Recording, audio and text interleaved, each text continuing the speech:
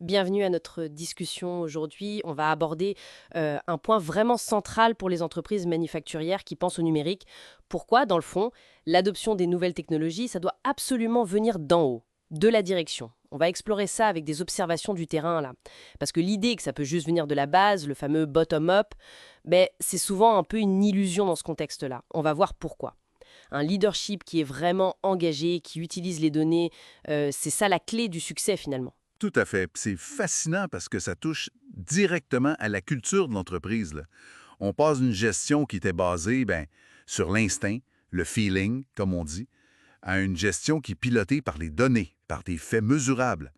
C'est pas juste une question d'installer des nouveaux logiciels, là. C'est un changement profond dans la façon de travailler, de décider. Exactement. Et ce qu'on voit sur le terrain, c'est assez clair.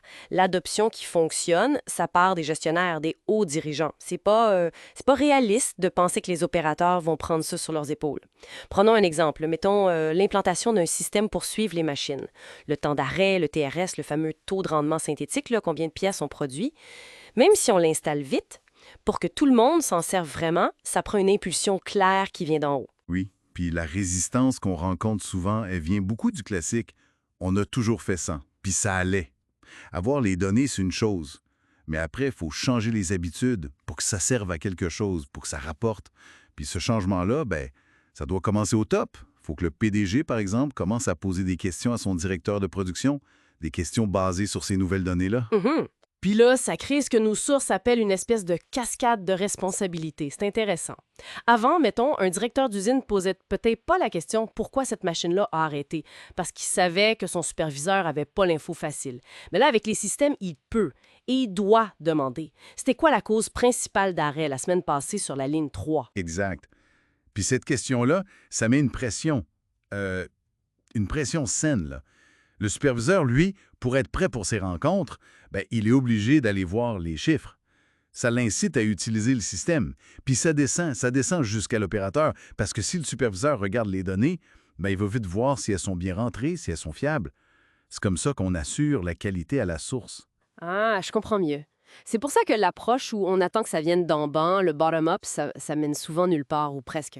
On se retrouve avec des petits projets isolés, des systèmes qui se parlent pas, un vrai casse-tête technique. C'est ça. Le rôle des ingénieurs, c'est technique, c'est crucial, mais la vision, la stratégie, puis s'assurer que tout ça s'aligne avec les objectifs de l'entreprise, ça doit venir de la direction. Pas le choix. Fait que si on résume les clés du succès pour cette approche top-down, qu'est-ce qui fait que ça marche? Premièrement, l'engagement visible de la direction. C'est pas juste d'avoir accès au beau tableau de bord, là. Faut que les dirigeants sachent lire les données, comprendre ce qu'elles veulent dire, ce qu'on appelle la littératie des données. Puis surtout qu'ils posent les bonnes questions, qu'ils challengent un peu les analyses qu'on leur présente. Des questions du genre notre uptime, notre temps de marche, là, c'est quoi ce mois-ci comparé au mois passé? Ou sortez-moi nos 4 meilleurs équipements puis nos 4 pires en ce moment. C'est le genre de questions qui montrent que c'est utilisé pour vrai. Exactement. Puis après ça, il faut une structure. Une feuille de route claire, des objectifs qu'on peut mesurer, savoir qui fait quoi. Mhm.